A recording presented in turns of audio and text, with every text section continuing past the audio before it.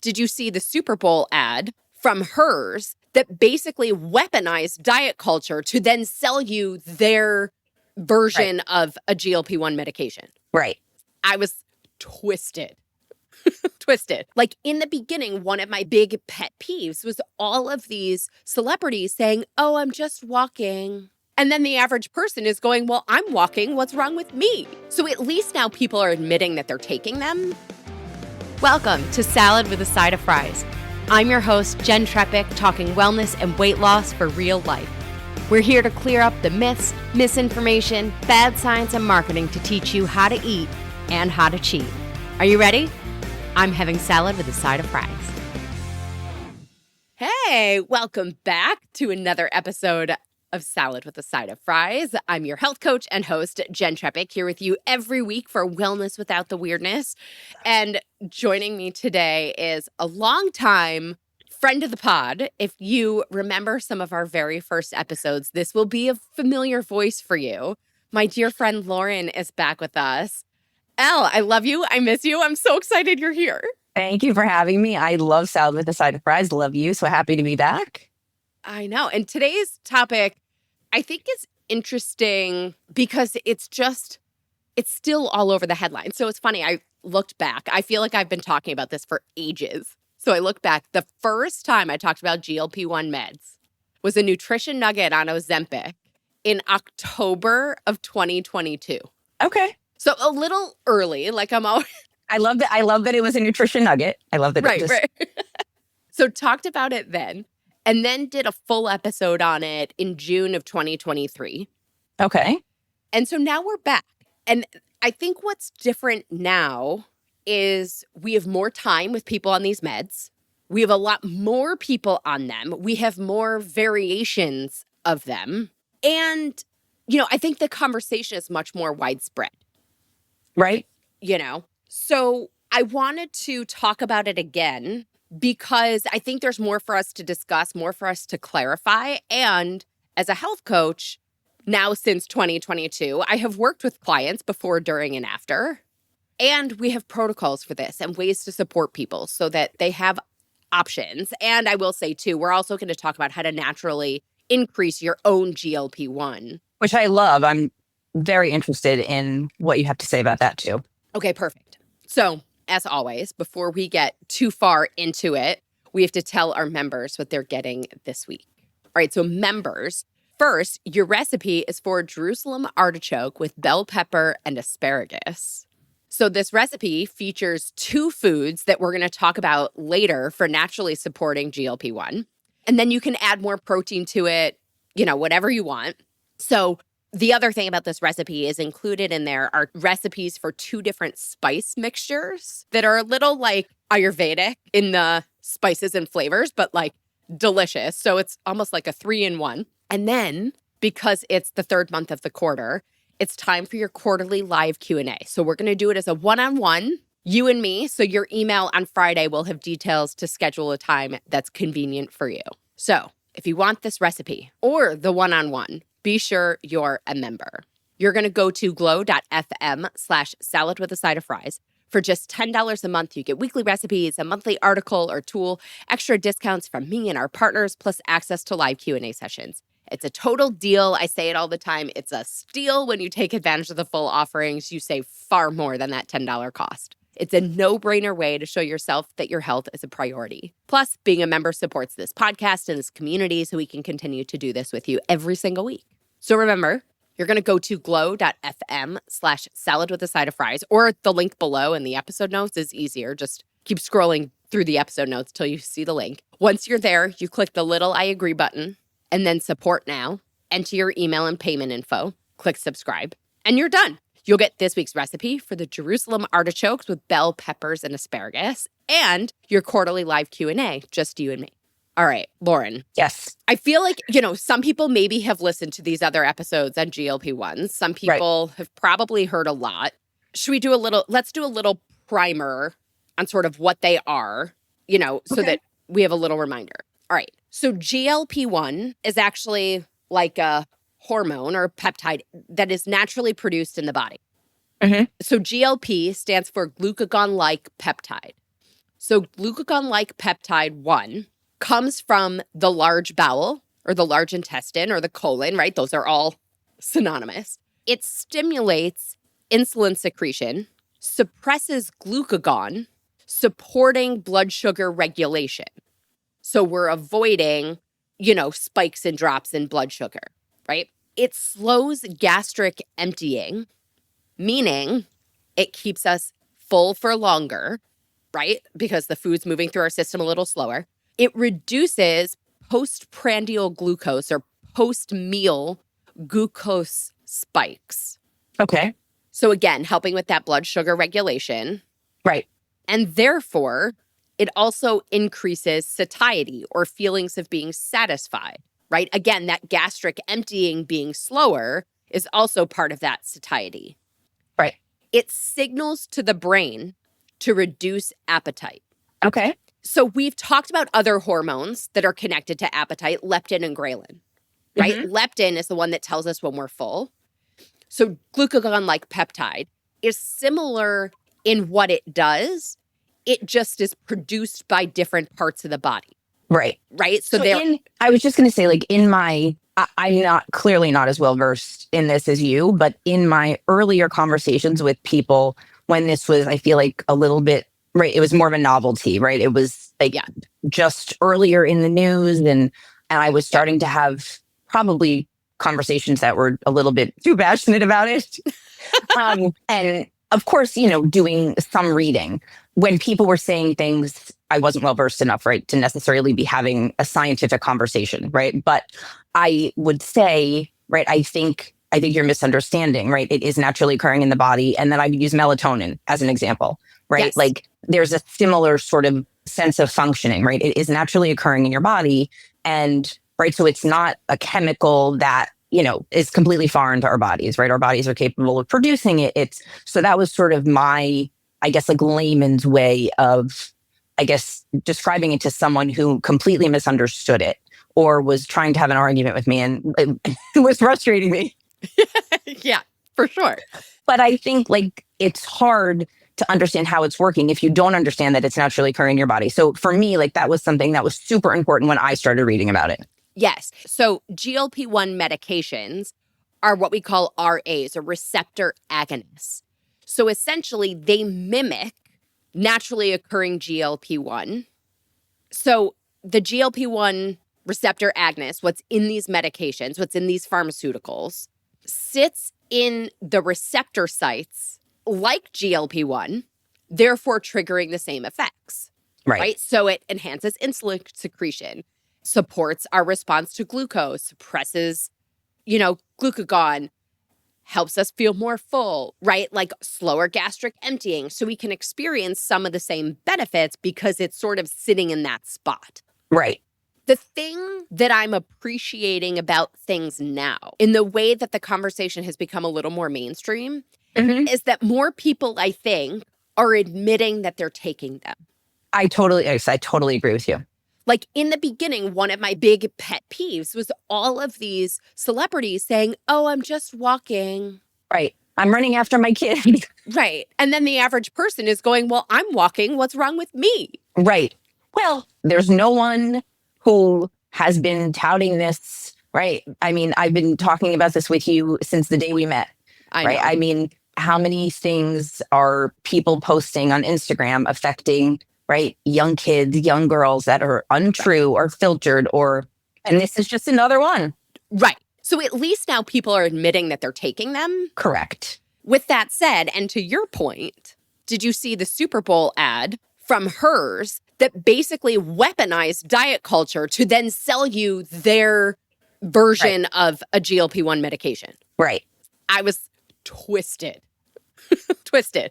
Unfortunately, I don't think marketing, advertising, I don't think these industries are ever going to get it.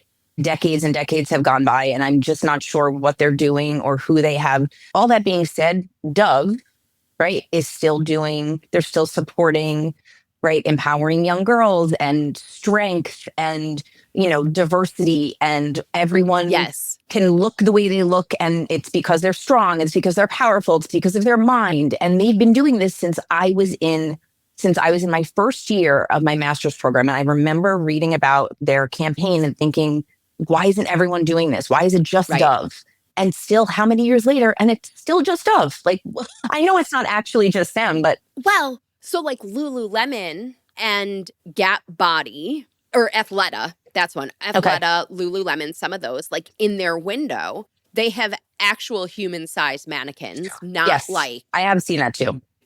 But it's all, and we'll talk more about this, but I think feeling and believing that these are a panacea, right, is bringing us back to the same thing of they might as well ditch all those mannequins because what does it matter? Yeah, like great effort, guys, but yeah, right here's a slap on the back, and so I want to talk more about that in terms of what it actually takes for this to be super healthful and supportive for the long term. Right. But I think I also want to address some of what we're seeing in headlines. So let me also say, before we get to some of the headlines, because the other piece that's coming out now is there are so many different names and so many different versions. I want everyone to be clear that medications that are compounded medications are not the same as generics. So generics go through FDA approval. Compounded versions do not. With that said, I don't know that FDA approval needs to be the be-all, end-all. But nevertheless, it's the system we have in place. Right. And someone to ensure some sort of safety. And clinical trials. And I mean, there has to be some sort of baseline for side effects and things, right? So that they can at least report that to the public and share that information in a way that's publicly accessible and safe. Right. So given that we all understand all these things, let's look at some of the headlines. So there was recently something that was talking about how GLP-1 and SGLT2, which are the semaglutide, similar thing, slightly different, but these medications may lower stroke survivors' risk of future heart attack or stroke. There's also a lot of talk these days about GLP-1 meds for sleep apnea. I have a question. I won't keep reading them, but I have a general question for you. Go ahead, because it's probably the point I want to make. Right. Okay. Right. So all of these big headlines that are touting these medications can do all these incredible things. How many of them are simply sort of like a secondary benefit to maintaining a healthy weight? Correct. That's my point. So I want everybody to be really, really clear. It is not that increased GLP-1 in your system directly impacts sleep apnea, directly impacts arthritis, directly impacts stroke. What we do know is that inflammation of the joints, systemic inflammation, strokes, sleep apnea are all directly connected to metabolic health. So it's really more like correlation versus causation kind of conversation. 100%.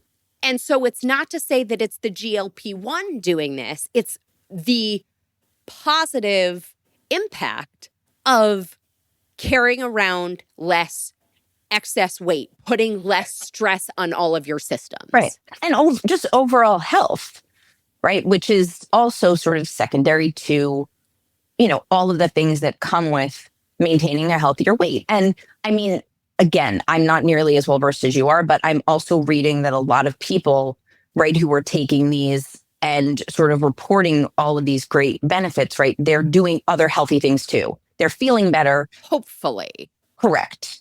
But, I guess maybe the better way to say that is in the more publicized cases, where people are having this great success, say their arthritis is improved, so they're able to walk, they're able to exercise. So, there's a bit of a domino effect, and one thing positively exacerbates another. So you have sort of this, you're building this healthful cycle, and that continues. So these other things that you were suffering from, or these other symptoms that were, not healthy, or these symptoms that were troublesome, are sort of minimized. And the hope would be that less joint pain, better sleep would allow someone the capacity during their day to be more active, to do some of these other things that maybe before weren't happening, in theory. And that's where feeling like this is a panacea, feeling like this is the easy button, is where we then start to want to look at short-term versus long-term impact. Right.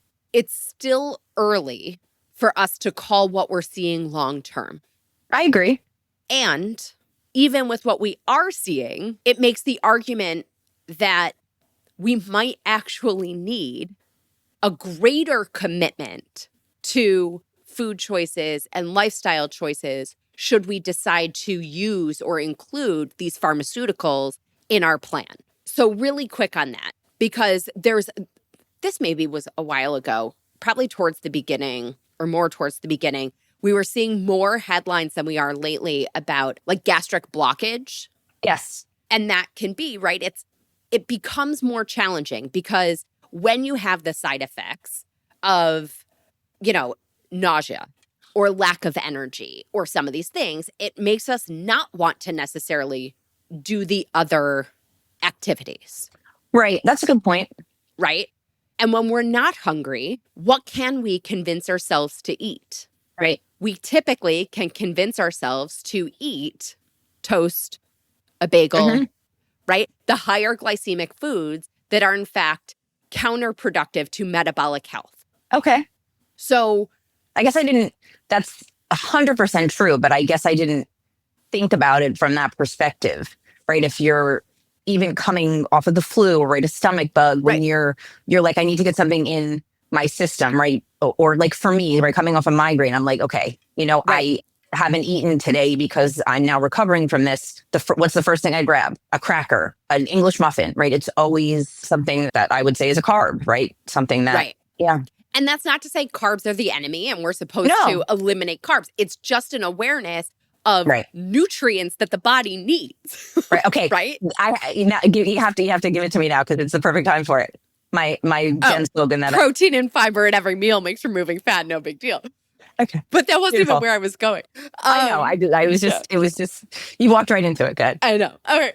So it's interesting because with the side effects, nausea, vomiting, diarrhea, constipation, abdominal pain, bloating, headache, dizziness, right? Some of these things are a function of low blood sugar. Some of these things are a function of, the pharmaceuticals in your system and your body reacting. Right. And I've heard stories of people where the lack of energy and the nausea and all of it were just too much. And they're like, forget it. It's not worth it. And for all of that is where I sort of want to say to everybody, you have options. They're just not the option. Our doctors don't have in their tool belt the options, right? This is an option that fits in with the rest of their tool belt that they know how to use. So thinking about some of these other side effects that can happen. So we talked about the foods that we're choosing to eat because of the side effects aren't necessarily the ones that are giving us the variety of nutrients that the body needs, not just even protein, fiber, quality fat, but the micronutrients of vitamins and minerals and things like that. Right. Right? Well, what do we know? When we are nutrient deficient, that's when we see bone loss because our body is pulling all the minerals from our bones, hair loss because we don't have the needed proteins and everything to grow and keep our hair, right? Brittle nails, right? A lot of these things. And so, which are also, right, three of the most common things in anorexics because it's, malnutrition. Exactly, right. So the ironic thing about the conversation around joint pain is, yes, we know carrying around extra weight puts extra pressure on joints. So in the short term, we're seeing that alleviated. Long term, if we're starting to deteriorate our bone and we don't necessarily have the energy or eat the nutrition that supports building muscle that supports our joints and our bones, longer term, are we headed for just different joint problems? Is that something that's been reported? I think it's still too early. Everybody, I think, is still in the land of less arthritis. Yay. Right. Yeah, because the bone loss and then deteriorating, like I'm thinking about like knee replacements and hip replacements and things like that. And what happens, how long it takes to deteriorate those joints. And not to be so as cynical as I think I am about our pharmaceutical industry or our medical system, and maybe some of those things will change. But let's be real. By the time that happens, who is going to say, hey, guess what? I think it's because we put everybody on GLP-1 medications. You know, nobody's going to draw that connection, I think. Right. And if they do, it will be so far beyond, right, what we would say is a reasonable time frame. Right. But that's a totally valid question. And I guess not one that I would have put together, which is why you're the nutrition expert. But I just think it's short-term versus long-term. No, right? absolutely. Everything is trade-offs. And so just so that we are going into these choices informed, it's not to say, I don't think anybody should take these, because that's not the case at all. I do think in certain situations, they're incredibly powerful and life-transforming. Right. I just think we want to go into it with awareness and caution to do it in a way that is healthful, short-term and long-term. You know, we talk all the time about the gut-brain connection, right? So as there are some reports of people seeing improved mood or less depression symptoms once taking these pharmaceuticals. Okay. At the same time, there are also quite a few reports, like enough to not ignore them, of depression, trigger warning, depression and suicidal ideation. Okay. And again, like if we're sort of looking at the gut-brain connection and what's happening there, it's just about, again, the awareness of saying, what else am I noticing? Is this working for me? Is this pharmaceutical the best fit for me? Right.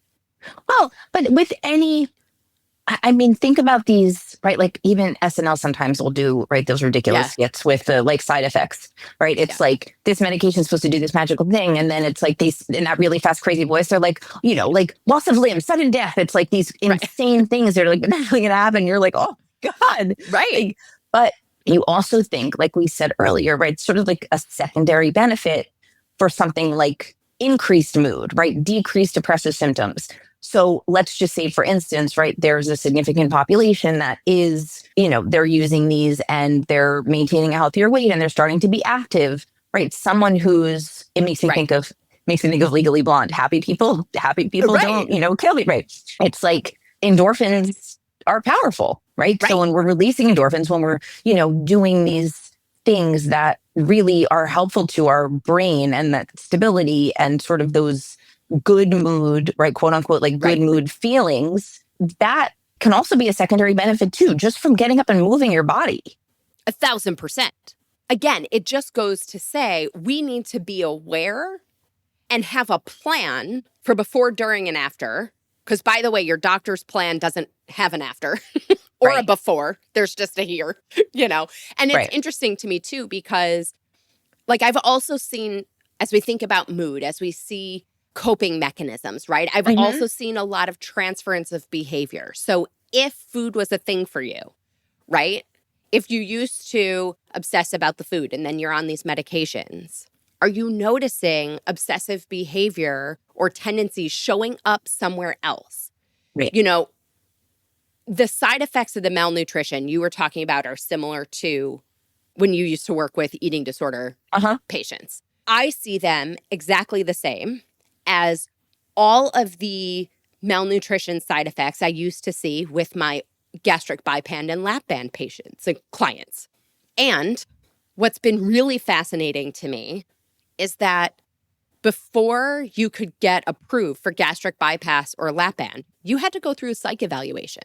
You had to work with a mental health professional. Okay. We're not doing that here.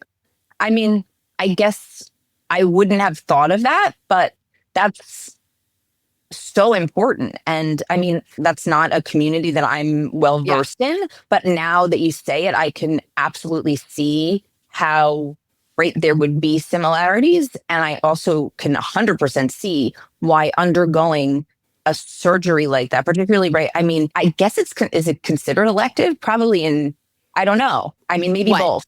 The gastric bypass, and Yeah. not if insurance is going to cover it.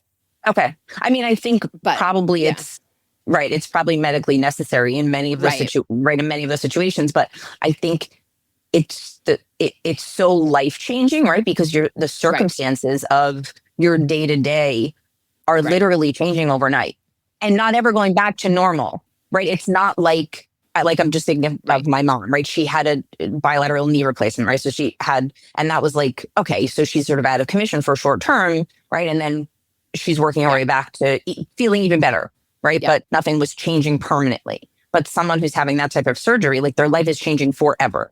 So I can understand why a psych eval is of the utmost importance. Yeah. And so for everybody here, right? Like if it's not working for you, it's okay. You're not doomed, you know? And right. What's interesting too is the research is showing about 20% of people are non-responsive.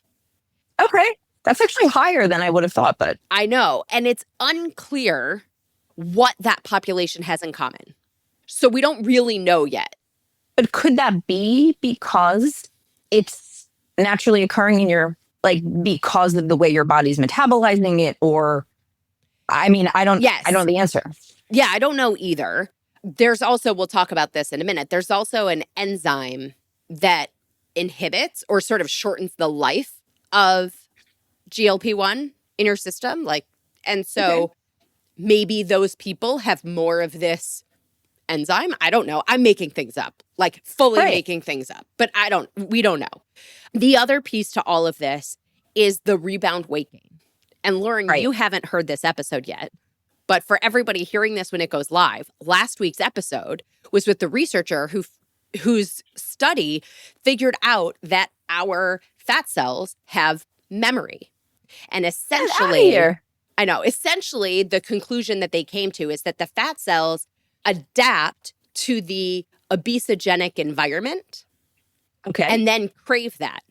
And so if we go about this in a way that is fast, it doesn't give the opportunity for those fat cells to get used to a different environment. And that potentially contributes to rebound weight gain. Interesting. So this is like, what's the book? Which one? This is such a strange analogy. Is it like Malcolm Gladwell, right? Is that who?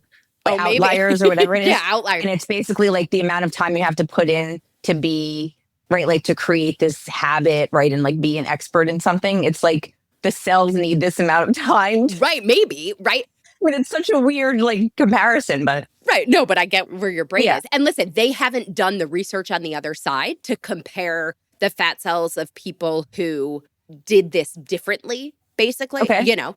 But it's just worth throwing out there to everybody that how we go about this is incredibly important. I have another strange question. This is really just a thought, but okay. Could that also be, I feel like I have a lot of questions for this person now. Well, hopefully they're all answered in what airs the week before this conversation. Could this also be why, I mean, I feel like, at least for me, right, this is something I've experienced. And of course, right, everybody, at least most people that I know, right, you gain, you lose, you gain, you lose, like that's life. But could that also be why, in my experience, right, I typically, when I gain, I always gain in the same place? Yes. Well, it's more that's where you have fat cells. Those are the fat cells in you that tend to expand. Okay. There's a lot of things at play in all of that. And it like how long you have had the behavior that created the weight gain, how long you've been eating essentially what's a Western diet. Okay.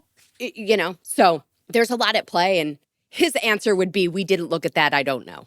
You know, because he's the researcher who like will not say anything that they didn't actually study. Okay.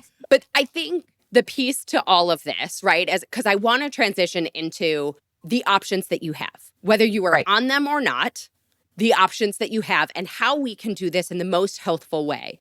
The part that I think is really positive about these pharmaceuticals in this wave is, as we said before, the growing conversation around them, that there's conversation about our food system. There's conversation about even BMI as a metric. So January of this year. Oh my God. I know. I couldn't be happier, but I'm sorry to interrupt you. Go ahead. Yeah, no. But so January of this year, the world is discussing BMI in conjunction with body fat percentage. And part of that is actually looking at waist to hip ratio, like really what's our waist circumference? Where are we carrying that weight? But then, of course, in the New York Times article that I read about it, it was sort of like, what did I call it? I said something like we Americanified, like, you know, the waist to hip ratio and body fat percentage, and just said, okay, well, if your waist is this size for a woman or this size for men, then it's a problem. Right. And it's like, that's not how this works either. Thank you. It's just the metric is just, it's too simplified. Right. It doesn't take into account a million things. Right. And if people were simply to rely on that number alone, the calculation is so antiquated. Right. And I'm not even sure that it was ever accurate. It wasn't. It wasn't. It was never designed for individuals. It was designed to study populations over time. Anyway, there's an episode on that called BMI is BS, and everybody can go back to that. You know, maybe we need an update to that one to explain sort of what they're talking about now, and adding to that what percent of your weight is fat mass. But then, like I said, they sort of Americanified it with like a waist number. Right. So I'll make myself available for that episode. Okay. Right. Okay, great. All right, so let's pause. Let's highlight our partner for this episode, and then we're going to talk about all the options that everybody has and how we can add things to the medications to make this truly a healthful pursuit. Big thanks to Snap Cleaning Products for supporting Salad with a Side of Fries. Make household industrial cleaning a snap with their eco-friendly, economical, multi-purpose Snap products. Snap's concentrated multi-purpose formulas perform light to industrial strength jobs all in one bottle. Snap products give you the cleaning power of a variety of cleaners, saving you time, money, and valuable storage space. And Snap products were developed with the environment in mind, using plant-based ingredients that are biodegradable, phosphate-free, non-toxic, and bottled in recyclable containers. So, like many of us, right, we think GLP-1s are the easy button, right, for weight management. I'm not sure I agree with that, but I do believe Snap is the easy button for cleaning. Because they're all made with enzymes, they actually break down organic stains to remove them rather than just covering them up. So the triple enzyme laundry detergent is one of my favorites. $13.95 for 40 ounces, does up to 80 loads of laundry. Unreal. Absolutely free of chemicals and additives. And then the dish soap is $11.95 for 32 ounces. Maybe if you're ready, upgrade all of your household cleaning products in one fell swoop with the Snap Pack for just $89.95.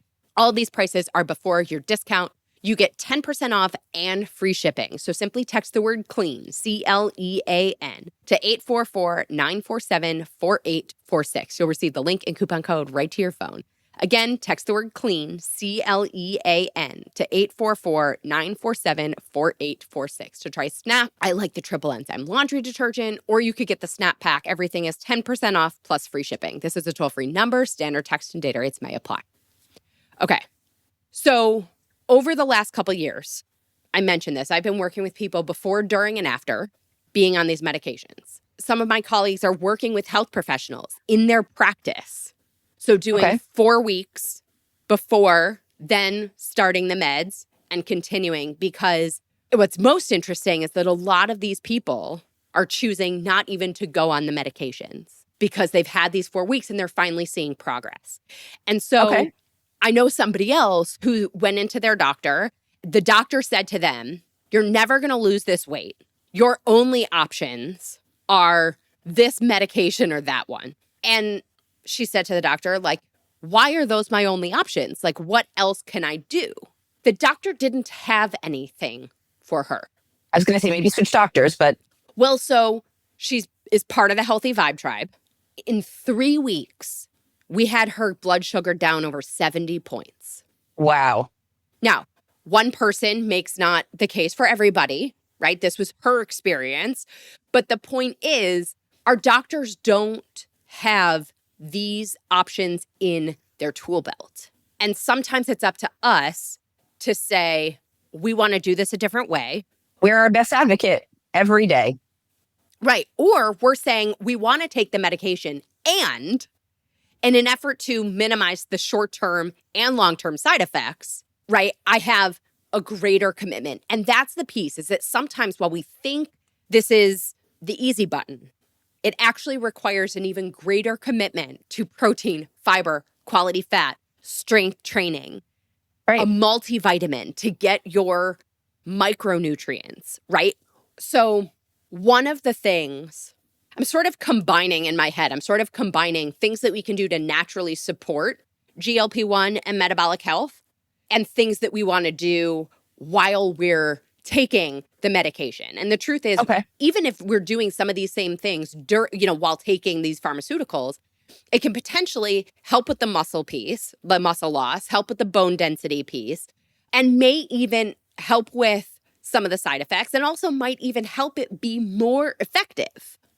And wouldn't it help, I would think, like, let's say, for example, right, you're taking it and you want to transition off of it, right? Wouldn't it make that transition simpler too? All of this is part of that. So one of the things about natural GLP-1 is that in science, it would be called like the half-life, right? But it's short-lived in the body. So an effort to make it live longer in the system, increase its efficacy, potentially be able to get maximum benefit from a lower dose of the pharmaceutical, we can use nutrition and supplementation to enhance GLP-1 production and the effects of GLP-1. So I mentioned before that there's an enzyme. It's called DPP4, dipeptyl peptidase 4. And so DPP4 is an enzyme that plays a role in certain metabolic functions and immune functions.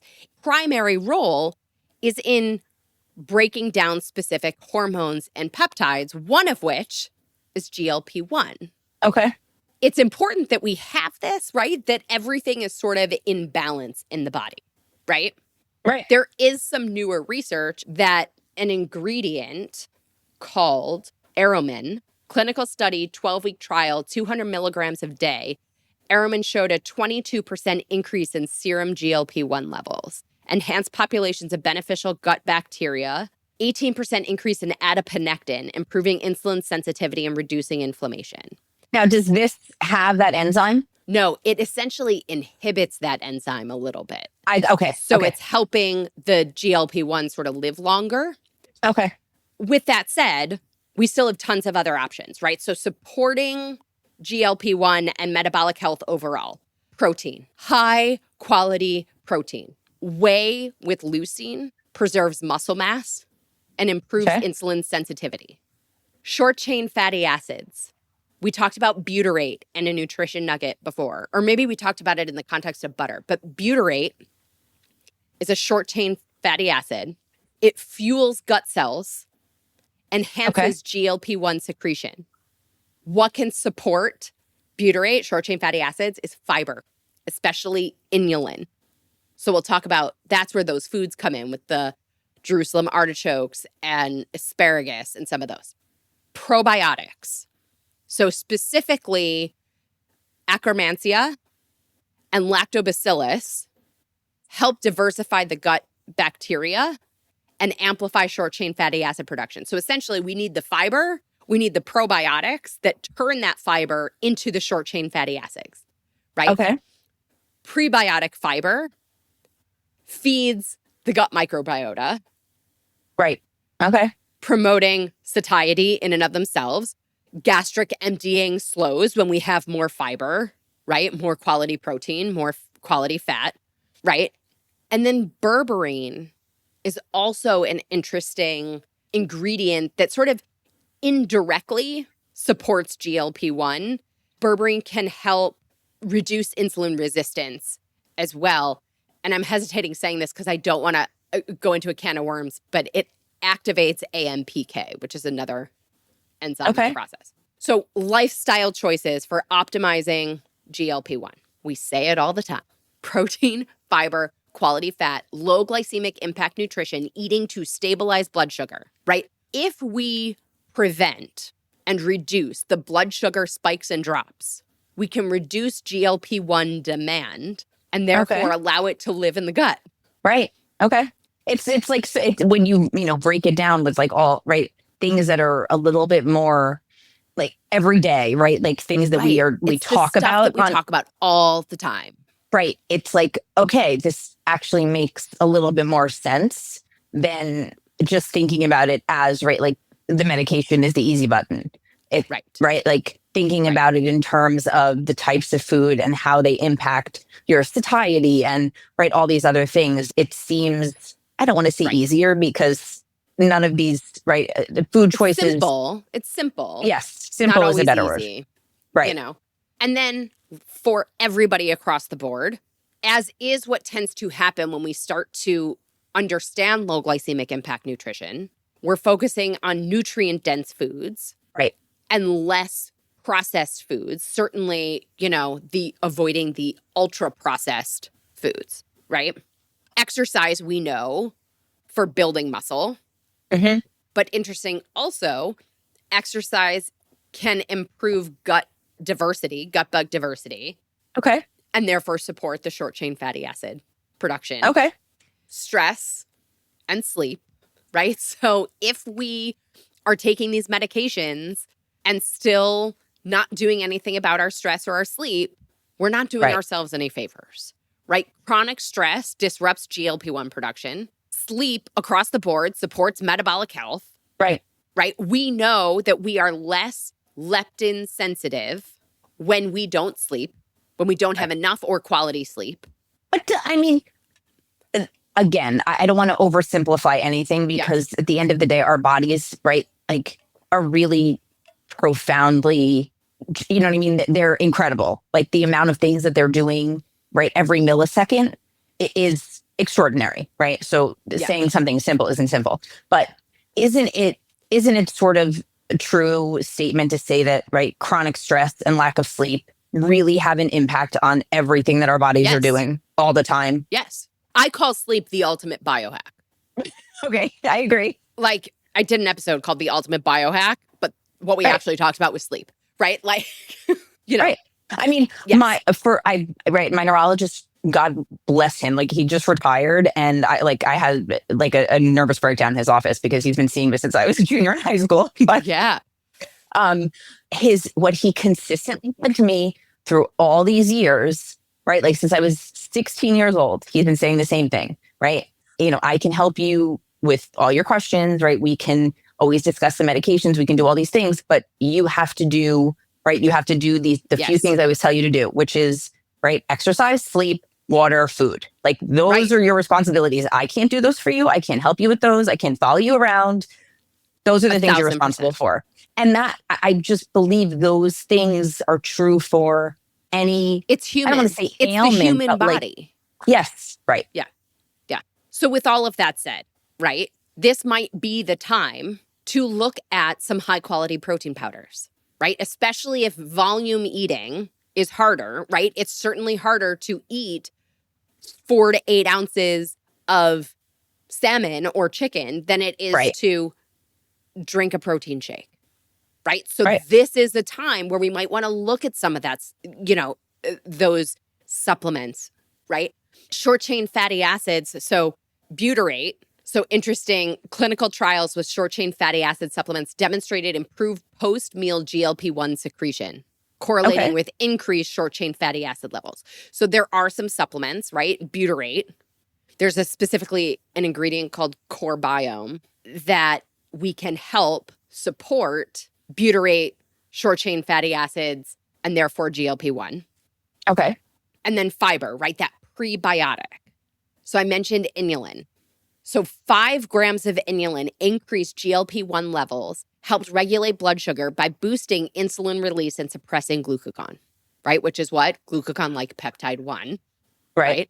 GLP-1 induced by inulin promotes satiety, aiding in weight management. We know that, right? And then also the gut-brain axis support with the inulin and then short-chain fatty acids signaling the gut-brain connection, again, reinforcing this metabolic balance. I'll put links to these in the episode notes. So there's a few of these supplements that I work with when I'm working with people who are on the meds and when we're doing this in doctors' offices and stuff. So I'll put links to those options. But foods that contain inulin, garlic, Jerusalem artichokes, leeks, asparagus. The Jerusalem artichokes and the asparagus were in the members' recipe for this week. Bananas, jicama, so onions, right? So we have options. Inulin is a really powerful fiber. Okay. We did a lot. We've said a lot. You and I could talk forever. No question. Final thoughts, something to wrap this up. I mean, I think, right, I always have so many questions, but I think, I always think the work, you're doing is so important. And the fact that you're having like the real conversations about, and asking the hard questions I'm grateful for it because I know you and I trust you. It's like, sometimes it's hard to know what information to trust. Right. Yeah. So it's like, you read this article and you're like, ugh, and you stop reading it halfway through because you're like, this is, this is just not necessarily a trustworthy source right. So, I mean, I value that. But thank you. With this topic in particular, I think I'm interested to see sort of where this goes, like what the research will continue to show. But I think I'm most interested to see if everything, that you shared, which a lot of was new to me, right? Like I did know it was naturally occurring in the body, but I'm not sure I knew how much of it you could manage on your own or how much of it you could support on your own. I'm interested to see if a practitioner across the board or even, a particular group will try to integrate that and support their patients by educating them. I think that is something that is really missing from our medical communities, across the board. And I guess we need more Jenns, Well, thank you. And I am here. My colleagues are here. Listen, like if you have a physician or you are in a practice and you are working with these medications, like reach out. We have options. We can do this. There is more to this story. And I guess, by the way, are you good on your final thought before I jump in? No, I am. I just, okay, but that's, you think doctors want their patients to succeed, right? And sometimes they need those missing pieces that, they need those missing pieces that you have. And sometimes, like you said, they're tools that they might not know they're missing, or they just might not have access to, or it might be time. It could be a million things, but sometimes it's really the big picture that will help patients succeed. And you hope that's what every doctor wants. And I think it is, right? Like it's just the system that keeps funneling everybody down this one path. And so my hope is that we can look at all of this and recognize short-term versus long-term, correlation versus causation. I think there's worth a pause in attributing all these benefits to the pharmaceutical versus all of these benefits to what the pharmaceutical is potentially helping. Right. There's also and another secondary episode. Benefits. Right. Exactly. There's also an episode I did called Top 5 Tips for Digesting Nutrition News. Go back to that. Use all 5 of those things when you're reading these headlines, when you're thinking about all this stuff, when we're being fed all of this information, no pun intended. And then consider all of the elements at play. Know that you have options, right? You can naturally support your own GLP-1. We can work to improve, potentially prevent, right, some of these side effects and some of these other implications that it just might mean it's not quite as simple as we want it to be. There's pros and cons, there's considerations. And sometimes the thing that sounds like it's easier also comes with an increased commitment to these other things. Right. All right. Lauren's favorite part, we're going to preview our nutrition nugget. Yes. This week's bonus episode nutrition nugget is all about red light therapy. Have you tried it? I have, like, in spurts, really more with, like, if I get a facial and they're, like offering it, that sort of thing. And I have that ridiculous, like, mask where you can do like the red or the blue or the, I love it. And it's the one thing I do consistently because it doesn't require, 14 extra steps. It's like I can like lay in bed and throw it on and throw it off. So I actually use it. I don't know that it's making like an enormous difference, but I do think it's like, it helps with breakouts. It helps with, know, so we're going to talk all about all of that stuff on Friday. So whether you've seen the mask or infrared saunas or lasers, what's the difference between them? What can red light do? How often do we have to do it to experience any benefits? We're going to explore it all on Friday in this week's Nutrition Nugget bonus episode. So be sure to click the follow button or the plus sign wherever you're listening, and then the app will alert you when it is live on Friday morning. Well, as always, everybody, I'm your host, Jenn Trepeck. Connect with me on all social media. I'm at Jenn Trepeck, JENNTREPECK.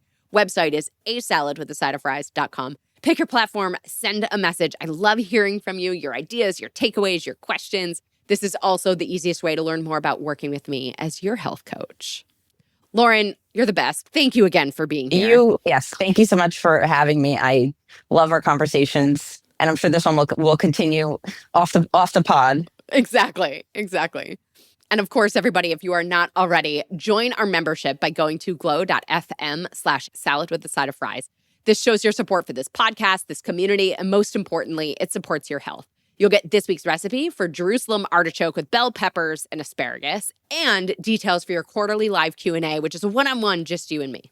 So until next week, remember, improving metabolic health improves overall health. And how we go about that, whether with a GLP-1 pharmaceutical or with naturally supporting your body's own GLP-1, know that you have options and you can combine approaches for potentially even better and longer-lasting benefits. Well, friends, that's it for today's episode of Salad with a Side of Fries. Congratulations for making yourself and your health a priority. Thanks so much for joining us. Be sure to click subscribe or follow on your favorite podcast platform, share us with a friend, and we'll be back next week. Always remember, you deserve it and you are worth it. Happy healthy.